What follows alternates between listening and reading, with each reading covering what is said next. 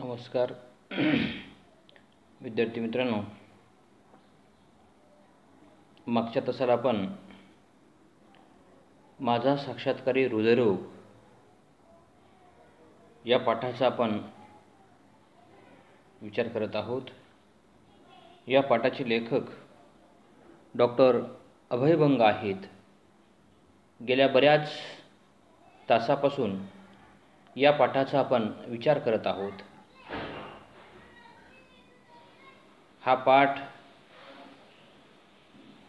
तसं पाहिला तर खूप मोठा आहे आणि या पाठाचे लेखकसुद्धा प्रचंड मोठे आहेत. मोठे या अर्थाने म्हणतो मी, शरीराने मोठे नाहीत, तर डॉक्टर अभय बंग विचाराने, कार्याने, बुद्धीने, प्रतिभाने आणि सामाजिक कार्याने हे अशा प्रकारचं लेखकाचं व्यक्तिमत्व हे मोठं आहे. लेखक अशा बहुआयामी व्यक्तिमत्वाने लेखक मोठे आहेत. म्हणून माझा साक्षात्कारी हृदयरोग हा पाठसुद्धा विचाराने, मूल्याने खूप मोठा आहे.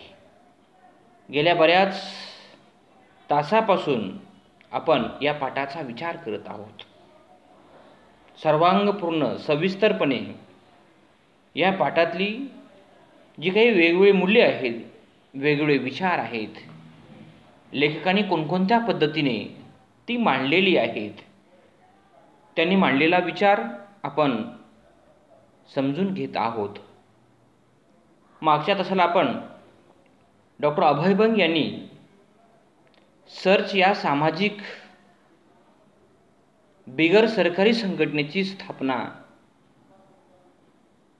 कधी केलेली आहे आणि या सर्च या सामाजिक संघटनेचं कार्य कशा पद्धतीचं आहे, थोडक्यात सर्चचे कार्य, सर्चच्या कार्याचा विचार आपण मागच्या तासाला केलेला आहे. आज आपण याच पाठातल्या पुढच्या मुद्द्याकडे आपण वळणार आहोत. त्या मुद्द्याचं नाव आहे अव्यहत प्रवास. डॉक्टर अभय बंग यांना हृदयविकाराचा आजार झाला म्हणून ते थांबलेले नाहीत. ते तेव्हापासून विश्रांती घेत नाहीत किंवा त्यांच्या कार्याला पूर्णविराम मिळालेला नाही किंवा त्यांनी पूर्णविराम दिलेला नाही. आजारानंतर सुद्धा आज तागायत डॉक्टर अभय बंग यांचं कार्य अविरतपणे, निरंतर, सतत, कंटिन्यू त्यांचं काम, त्यांचं कार्य सुरू आहे. डॉक्टर अभय बंग यांच्या मनाचा प्रवास अव्याहतपणे सुरू आहे. त्यांचं मन कधीच थांबत नाही, त्यांचं मन कधी थकत नाही, ते कधीच अशक्त सुद्धा होत नाहीत. त्यांच्या डोक्यामध्ये, त्यांच्या मनामध्ये काहीतरी विचार समाजाच्या संदर्भामध्ये सुरू असतो. म्हणून त्यांच्या मनाचा प्रवास सतत सारखा सुरू आहे. ते डॉक्टर अभय बंग आहेत. परंतु आपल्या जीवनामध्ये अशा प्रकारचा जर प्रसंग उद्भवला असता, निर्माण झाला असता, तर आपल्यासारखी माणसं तिथंच थांबली असती, तिथेच कोलमडून पडली असती आणि उठली सुद्धा नसती. परंतु डॉक्टर अभय बंग यांच्याकडे दुर्दमी इच्छाशक्ती आहे आणि दुर्दमी इच्छाशक्तीच्या सामर्थ्यावर, जोरावर डॉक्टर अभय बंग यांचा आजही अव्यहतपणे प्रवास सुरू आहे. डॉक्टर अभय बंग या पाठामध्ये सांगतात, मांडतात, लिहितात की माणसाचं मन हे कधीच थांबत नाही. माणसाच्या शरीरामध्ये जो मनाचा काही प्रवास आहे, तो प्रवास सतत सुरू असतो. कोणाचा चांगला प्रवास असतो, कोणाचा वाईट प्रवास असतो. कोणाच्या मनाचा प्रवास बुद्धीला विचाराला चालना देणारा असतो आणि कोणाच्या मनाचा प्रवास समाज उपयोगी समाज विधायक अशा प्रकारचा प्रवास सतत सुरू असतो. मनाच्या संदर्भामध्ये डॉक्टर अभयभंग यांनी अतिशय उत्तम अशा प्रकारचा त्यांनी विचार मांडलाय. मनाची गती इतकी गतिमान असते की माणूस कल्पना सुद्धा करू शकत नाही. माणसाचं मन हे बुद्धीपेक्षा 1000 मैल पुढे असतं. इतकी गती त्या मनाला प्राप्त झालेली असते. मन इतकं वेगवान असतं, मन इतकं गतिमान असतं की माणसाने कितीही त्या मनाला थांबवण्याचा प्रयत्न केला, स्टॉप करण्याचा प्रयत्न केला, मन कधीच थांबत नाही. बघा, थोडासा विचार करून पहा तुम्ही. मन आता आहे इथे, इथे आता मन आहे, लगेच काही सेकंदामध्ये मन कुठेतरी आपलं गेलेलं असतं. इतकं चंचल, इतकं चतुर अशा प्रकारचं माणसाचं मन आहे. म्हणून डॉक्टर अभयभंग यांनी पाठामध्ये मन बुद्धी माणसाच्या 1000 मैल पुढे असते. माणूस इथं आहे पण आपलं मन अमेरिकेत जातं, लगेच आपलं मन जपानमध्ये जातं, आपलं मन मुंबई पुण्याला जातं, भरकटत असं वादळासारखं भरकट असतं सतत. म्हणून या अशा प्रकारच्या ज्या सवयी आहेत मनाच्या, या काही नवीन नाहीत, जुन्याच सवयी आहेत. या मनाला आवरणं फार कठीण काम आहे मुलांनो. अशक्य अशा प्रकारची बाब म्हणजे मनाला नियंत्रण करण्याची आहे. म्हणून शरीर आणि मनाच्या ज्या काही सवयी आहेत त्या सवयी जुन्याच आहेत. प्रत्येक माणसाला वेगवेगळ्या सवयी असतात. या ज्या सवयी आहेत या सवयी व्यक्तिपरत्वे भिन्न भिन्न असतात, वेगवेगळ्या असतात. माझी सवय वेगळीच आहे, तुमची सवय वेगळीच आहे, आणखी तिसऱ्या थर्ड पर्सनची सवय ती वेगळीच आहे. म्हणून माणूस कसा, माणसाचं मन कसं आहे, माणूस मनाच्या माध्यमातून विचार कसा करतो, त्यानुसार माणसाच्या सवयी असतात. आणि एक वेळ मनाची सवय जर रूढ झाली, ती सवय जर जुनी झाली, ती सवय बदलत नाही. विशिष्ट अशा वयातच मनाला दिशा द्यावी लागते, मनाला वळण द्यावं लागतं, मनावर संस्कार करावे लागतात. तेव्हाच त्या सवयी बदलतात, अन्यथा बदलणार सुद्धा नाही. अनेकाला 1000 सवयी आहेत आणि त्या सवयी इतक्या जुनाट झालेल्या आहेत. माणसं म्हणतात मी खूप प्रयत्न केला पण माझी काही सवय बदललेली नाही. माणसाचं मन आणि वय लवचिक असेल त्याच वयामध्ये सवयी आपण बदलू शकतो. आणि वाईट सवयी ज्या लागल्यात त्या सवयीचा संहार करून नव्या आणि चांगल्या अशा प्रकारच्या सवयीचा मार्ग आपण स्वीकारू शकतो. परंतु डॉक्टर अभयभंग या पाठामध्ये सांगतात की माणूस इतका धडपड करतो, इतका धावपळ करतो की त्याच्या धडपडीला आणि त्याच्या धावपळीला सीमाच नाही, मर्यादा सुद्धा नाही. सतत धडपड, काही ना काही चालूच असतं. पण या ज्या धडपडी आहेत या धडपडी सगळ्या बहुतांश माणसाच्या धडपडी या व्यर्थ असतात. विधायक अशा प्रकारच्या धडपडी हालचाली अजिबात नसतात. धडपडी कोणत्या असतात मग? मिळवण्याच्या धडपडी, कमावण्याच्या धडपडी, स्वार्थाच्या धडपडी, हिताच्या धडपडी, या सगळ्या अशा प्रकारच्या धडपडी असतात मुलांना. आणि एके दिवशी लेखकाला ज्या पद्धतीने आधार झालेला आहे आणि अशा प्रकारचा आधार निर्माण झाल्यानंतर जे काही मिळवलेलं आहे धडपडच्या ते सगळं काही सोडून जावं लागतं मुलांना. म्हणून जीवन, आयुष्य हे मौल्यवान आहे. त्यामुळे प्रत्येक क्षण, प्रत्येक वेळ, दिवस चांगल्या कामासाठी, चांगल्या सत्कार्यासाठी कामी लावा मुलांनो. विनाकारण गोळा करायचं म्हणून काहीतरी गोळा करू नका.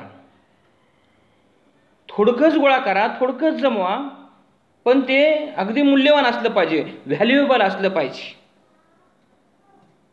इतर समाजाला सुद्धा आपण जे मिळवलेलं आहे त्याचा एक आदर्श वाटला पाहिजे. अरे वा, या मुलानं छान कमवलेलं आहे, या मुलानं छान व्यक्तिमत्व फुलवलेलं आहे. आपल्या प्रत्येक हालचालीतून, प्रत्येक कार्यातून सुगंध दरवळायला पाहिजे मुलांना. अशा प्रकारचं व्यक्तिमत्व आपण विकसित केलं पाहिजे. म्हणून डॉक्टर अभय बंग यांना हेच सांगायचं आहे, धडपड करा. आवश्यक तेव्हा आवश्यक तेवढी धडपड करा. विनाकारण वायफळ अशा प्रकारची धडपड अजिबात करू नका. आणि अशा जे वायफळ जर धडपड जर करण्याचा प्रयत्न केलाच, या धडपडी तुमच्या जीवनाला, तुमच्या शरीराला, तुमच्या शरीराच्या कवच कुंडलाला विघातक घात करू शकतात. आणि अशा प्रसंगाच्या अनुषंगाने माणूस जेव्हा जेव्हा प्रवास करतो तेव्हा तेव्हा त्याला वेगवेगळे अनुभव येतात. आणि अशा प्रकारचे वेगवेगळे अनुभव, आणि ते अनुभव म्हणजे त्याच्या जीवनामध्ये आनंद निर्माण करतात. प्रवासात सुद्धा आनंदाचे अनुभव निर्माण होतात. आणि जे चांगले अनुभव आहेत ते आनंददायी अनुभव असतात. आणि प्रत्येक माणसाला इच्छा आकांक्षा असते. जसं माणसाला मन आहे, बुद्धी आहे, भावना आहे, इच्छा आहे, आकांक्षा आहे. अशा वेगवेगळ्या पैलूने माणसाचं जीवन भरलेलं आहे. आणि मन भरल्यानंतर आणि ते हळूहळू व्हायला लागतं, प्रवास करायला लागतं मन. आणि इतका प्रवास करण्याचा प्रयत्न करतो आपण की मला हे करायचं आहे, मला ते करायचं आहे. आणि कितीही करण्याचा प्रयत्न केलात मुलांनो, कारण प्रवासाचं आपलं जे काही अंतर आहे, आपलं जे काही ध्येय आहे, आपला जो काही पल्ला आहे, आपलं जे काही एम आहे, कधीच पूर्ण अंतर पार करू शकत नाही. पूर्ण अंतर अशक्य आहे. मग कशासाठी धडपड करता, कशासाठी दगदग करून घेता मुलांनो. त्यामुळे प्रत्येक काम छानपैकी, आणि त्या कामामध्ये माणसाला आनंद मिळाला पाहिजे. उगीच काहीतरी करायचं म्हणून करू नका. तुम्ही मन लावून जर एखादं काम केलात, त्या कामामुळे माणसाला आनंद मिळतो, समाधान मिळतं, सुख मिळतं, सौख्य मिळतं मुलांना. म्हणून पूर्ण अंतर या आयुष्यामध्ये कधी शक्य नाही. पूर्वीची माणसं 100 वर्षाचं अंतर पूर्ण केलेलं आहे त्यांनी, 105 वर्ष अंतर पूर्ण केलेलं आहे त्यांनी, 80-90 वर्ष त्यांना आयुर्मान लाभलेलं आहे.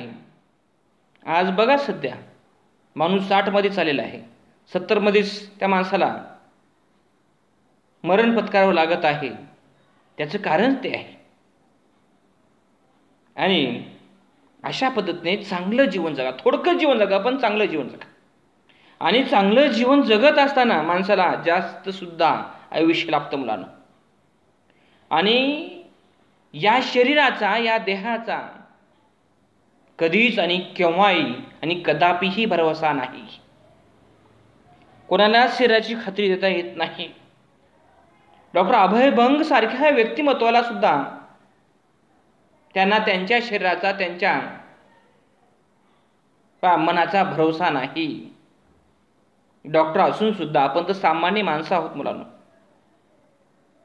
म्हणून होता होईल तेवढं आपलं शरीर, आपलं आरोग्य, आपलं मन, आपली बुद्धी, विचार निरोगी कसा राहील, आणि या सर्व गोष्टीमुळे आपण तंदुरुस्त आणि निरोगी आणि निरामय जीवन जगू शकतो. डॉक्टर अभय बंग इतकं काम करतात, तरीही त्यांच्या मनाचा मोठेपणा आहे. ते म्हणतात, पहा, माझं जे काम आहे कासवाच्या गतीसारखं आहे. एवढं काम करून सुद्धा, एवढं काम करत असताना सुद्धा माझं काम, माझं कार्य, माझं वर्क कासवाच्या गतीसारखं आहे. आपण किती काम करतो, किती कार्य करतो, आणि जे काही काम करतो, जे काही कार्य करतो, फक्त स्वतःसाठीच करतो आपण? समाजासाठी करतोत का? देशासाठी करतोत का? आपल्या राज्यासाठी करतोत का? निसर्गासाठी करतोत का? प्राण्यासाठी काही काम करतोत का आपण? याचाही विचार, याचंही मूल्यमापन करणं गरजेचं आहे मुलांनो. आणि डॉक्टर अभय बंग ते म्हणतात, माझ्या कामाची गती ही कासवासारखी आहे. आणि या वेगवेगळ्या माध्यमातून डॉक्टर अभय बंग यांचा अविरत प्रवास उलगडत जातो मुलांना. डॉक्टर अभय बंग सारखे व्यक्तिमत्व आपल्या राज्यात, महाराष्ट्रामध्ये जन्माला आलेले आहेत.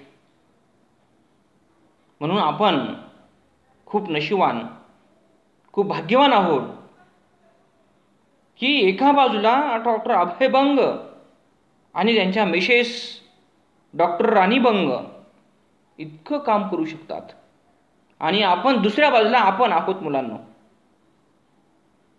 त्यांच्यामध्ये त्यांची आणि आपली तुलना जर करण्याचा जर प्रयत्न केला तर आपलं मूल्यमापन हे झिरो होऊ शकतं मुलांना. झिरोच आहे, होऊ शकतं का? झिरोच मूल्यमापन आहे. आणि जेव्हा आपण तोलण्याचा प्रयत्न केला, डॉक्टर अभय बंगही आपल्या देशातले, आपल्या राज्यातले, आपल्या महाराष्ट्रातले नागरिक आहेत, आणि आपणही याच राज्याचे, याच देशाचे नागरिक आहोत. काही माणसं अशा प्रकारचे विधायक कामं करू शकतात, समाज उपयोगी, समाज हितकारक अशा प्रकारची कामं करू शकतात, कार्य करू शकतात, आणि आपण स्वतःच्याच जीवनामध्ये गुरफटलेला आहोत, स्वतःच्याच जीवनामध्ये गुंतलेले आहोत. त्यातून आपण बाहेरच पडत नाही का? कशामुळे बाहेर पडत नाही? डॉक्टर अभय बंग यांना दिवस आणि रात्र जेवढा वेळ मिळतो तेवढाच वेळ आपल्याला मिळतो मुलांना. पण आपल्याला जो काही वेळ मिळतो त्या वेळाचा उपयोग, सदुपयोग करतोत का दुरुपयोग करतोत, हा प्रश्न महत्त्वाचा आहे मुलांना. डॉक्टर अभय बंग सारखं प्रत्येक माणसाने, प्रत्येक तरुणाने काम करण्याचा जर प्रयत्न केला, विचार करण्याचा जर प्रयत्न केला मुलांनो, आपलं राज्य, आपला देश निश्चितपणे एका उंच अशा शिखरावर जाऊन पोहोचू शकेल मुलांना. नुसतं काही माणसं जन्माला येतात पण काहीच करत नाहीत. प्रत्येकाला वाटतं हे माझं काम, हे माझं काही सरकारचं काम आहे. सरकार म्हणजे कोण आहे मुलांना? सरकार काय करणार आहे? सरकार काहीच करू शकत नाही मुलांना. सरकार एक प्रक्रिया आहे शासनाची. त्यामुळे प्रत्येक माणसानं आपलं योगदान त्यामध्ये देणं गरजेचं आहे. तेव्हाच आपला देश, आपलं राज्य सुधारेल, अन्यथा सुधारणा सुद्धा नाही. आता डॉक्टर अभय बंग यांचं व्यक्तिमत्व आपण बऱ्याच तासापासून समजून घेत आहोत. शेवटचा मुद्दा आहे स्वतः सुधारण्याचा प्रयत्न. पहा,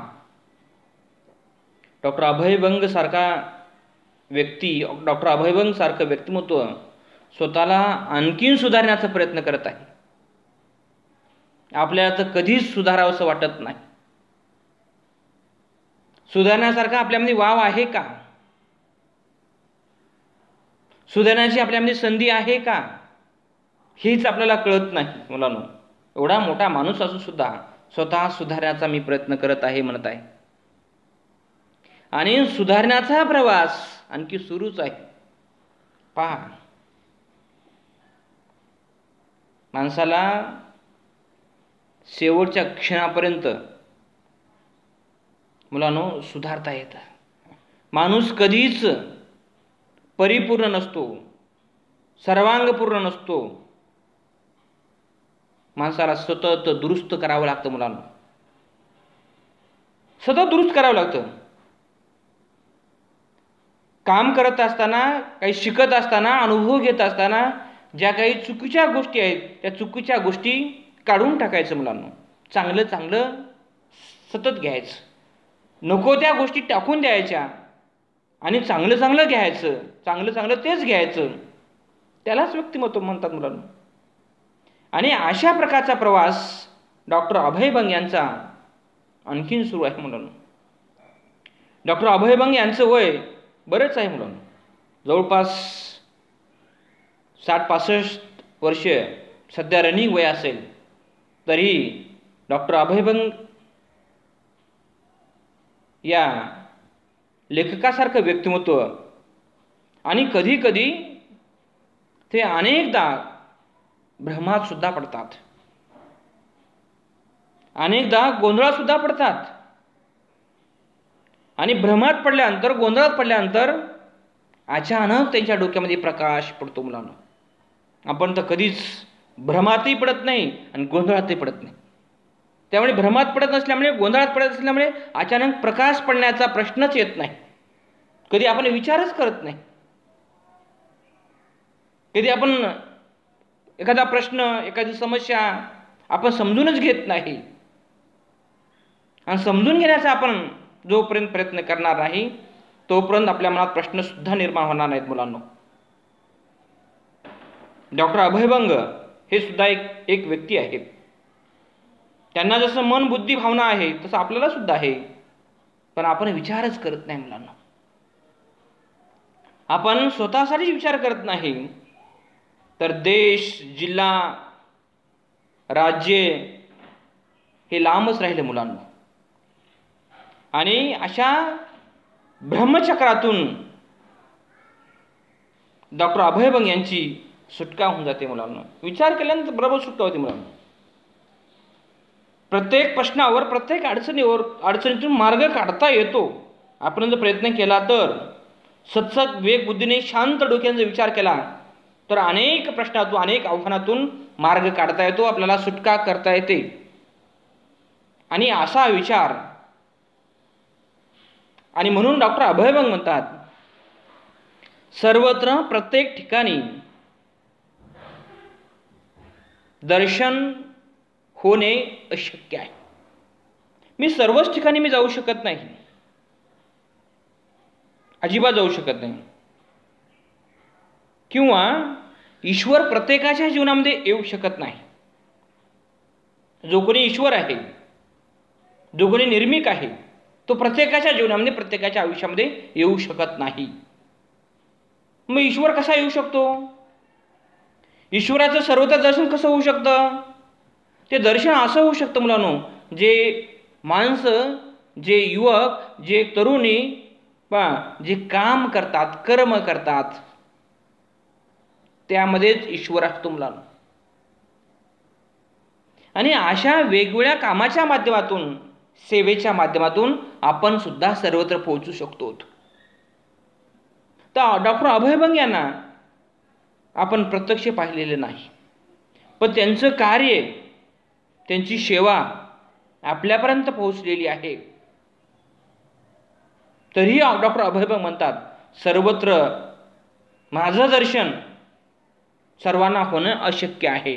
परंतु डॉक्टर अभय बंग यांचा पाठ आपल्या विद्यापीठाच्या अभ्यासक्रमात लागलेला आहे मुलांनो.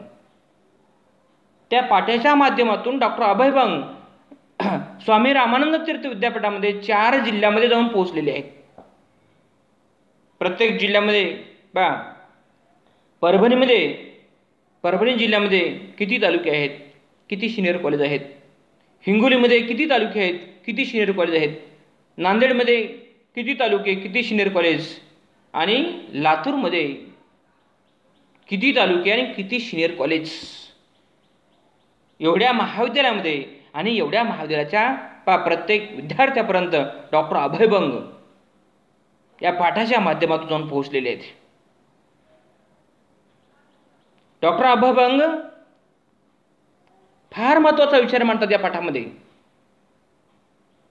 माणसामध्ये मी पण तुडुंब भरलेला आहे. मीपणा तुडुंब भरलेला आहे. अहंकार, अहंभाव, मी मी मी मी माझं माझं माझं बस. पण हे आपलं आहे, हे आपल्या सर्वांचं आहे, हे आपल्या राज्याचं आहे, हे देशाचं आहे, असा सार्वहित विचार लोकांमध्ये जोपर्यंत निर्माण होणार नाही तोपर्यंत आपला देश चांगल्या ठिकाणी जाऊन पोहोचणार नाही. माणसातला मी पण संपलं पाहिजे. म्हणून माणसामध्ये मी हा इतका ओतप्रोत भरलेला आहे, इतका तुडुंब भरलेला आहे, मी पण अजिबात जात नाही. ज्या दिवशी माणसातला मीपणा जाईल त्या दिवशी माणसाला देवत्व प्राप्त होईल, त्या दिवशी माणसाला माणुसकी प्राप्त होईल, त्या दिवशी माणसाला माणूस पण प्राप्त होईल मुलांना. आणि हे मी पण जाण्यासाठी, नष्ट होण्यासाठीच आपल्याला शिक्षण घ्यायचं आहे मुलांना. आपल्याला शिकायचं आहे मुलांना. आपल्याला धडे अभ्यास करायचे आहेत, त्यांची पाठ समजून घ्यायचे आहेत. तेव्हाच आपल्यातले दुर्गुण नाहीसे होतील मुलांना. घरी बसून न ऐकता, न वर्गात येता, न वाचता, न अभ्यास करता मी पण संपत नाही. त्याला बऱ्याच प्रोसेस करावे लागतात, पण आणि प्रोसेस म्हणून जावं लागेल, तेव्हा मी पण संपेल, अन्यथा संपणार नाही. आणि डॉक्टर अभयभंग ते म्हणतात मी आणखी सुधारलेला नाही. एवढा मोठा माणूस मी आणखी सुधारलेला नाही. ज्यांना महाराष्ट्र भूषण पुरस्कार मिळालेला आहे, ज्यांना डिलीट ही पदवी मिळालेली आहे त्यांच्या कार्याबद्दल, त्यांच्या संशोधनाबद्दल, ज्यांना पद्मविभूषण पुरस्कार मिळालेला आहे, ते म्हणतात मी आणखी सुधारत आहे. मी पूर्णपणे आणखी सुधारलेला नाही. माझ्यामध्ये आणखी बदल झाला नाही, माझा विकास झालेला नाही. माझ्यातल्या ज्या काही गोष्टी नकोशा गोष्टी आहेत, त्या नकोशा गोष्टी मी आणखी काढून टाकण्याचा प्रयत्न करत आहे. मी आणखी सुधारत आहे. आपल्याला वाटतं मी तेव्हा सुधारलेलो आहे, मी तेव्हाच हुशार झालेलो आहे, मी तेव्हा शहाणा झालेलो आहे, मी तेव्हाच विद्वान झालेलो आहे असं वाटतं. कमी वयात सुद्धा वर्गात न येता, अभ्यास न करता, परीक्षेमध्ये न लिहिता प्रत्येकाला वाटत आहे मी तेव्हा सुधारलेलो आहे. काही जर विचारवंत स्वतःला समजून घेतात मुलांना. विचारवंत तुम्ही सुद्धा होऊ शकता मुलांना. होत नाही असं मी अजिबात म्हणत नाही. या महात्मा गांधी कुठले आहेत? भारतातले आहेत. डॉक्टर बाबासाहेब आंबेडकर भारतातले आहेत. महात्मा फुले भारतातले आहेत. महर्षी वीरा शिंदे भारतातले आहेत. कर्मवीर भाऊराव पाटील भारतातले आहेत. ही माणसं विचारवंत झालेली आहेत. तुम्ही सुद्धा होऊ शकता. पण सर्वस्व तुम्ही या वाचन, लेखन, चिंतन, मनन या गोष्टीमध्ये झोकून दिलं पाहिजे, तेव्हाच अशा प्रकारच्या गोष्टी होऊ शकतात. आणि स्वतःला बदलण्यात, स्वतःला सतत बदलण्याचा प्रयत्न केला पाहिजे. आणि स्वतःला बदलण्यात, स्वतःला सुधारण्यात, स्वतःचं परिवर्तन करून घेण्यात आणि या गोष्टी घडण्यात माणसाला आनंद मिळतो मुलांनो. तुम्ही काहीच करणार नाही, तुम्हाला काहीच मिळणार नाही. काहीतरी केलं पाहिजे तर मिळतं मुलांनो. काहीच न कळता दे रे हरी पलंगावरी असं या जगामध्ये, या विश्वामध्ये आजपर्यंत तरी कोणाला मिळालं नाही. आणि ज्यांना कोणाला मिळालं मुलांनो ते शेवटपर्यंत टिकलेलं नाही. म्हणून अशा प्रकारचा विचार डॉक्टर अभयभंग यांनी या पाठामध्ये मांडलेला आहे. या पाठाचा आपण समारोप करत आहोत मुलांनो. गेल्या कित्येक दिवसापासून तासापासून या पाठाचा आपण विचार करत आहोत, मंथन करत आहोत मुलांनो. अशा प्रकारे डॉक्टर अभयभंग यांनी माझा साक्षात्कारी हृदयरोग या पाठात स्वतःच्या आधाराचा अनुभव सहजपणे सुंदरपणे मांडलेला आहे. हा पाठ प्रत्येक विद्यार्थी चांगल्या पद्धतीने समजून घेतलेले आहेत, कळून घेतलेले आहेत. अशा प्रकारचा मी या ठिकाणी आशावाद व्यक्त करतो आणि कोणाच्याच जीवनामध्ये अशा प्रकारचा आजार, अशा प्रकारचा विकार होणार नाही याची मी खात्री व्यक्त करतो. आणि यदा काही कोणाला इतरांना कोणाला झाला त्यावर कसं मात करता येईल याचा विचार, याचं प्रबोधन या अभ्यासक्रमातील सर्व विद्यार्थी करतील. आणि अशा प्रकारची सुंदर मांडणी डॉक्टर अभयभंग यांनी या पाठामध्ये मांडलेली आहे. उद्याच्या तासापासून आपण या आपल्या अभ्यासपत्रिकेतल्या दुसऱ्या नवीन तिसऱ्या पाठाला आपण सुरुवात करणार आहोत. धन्यवाद.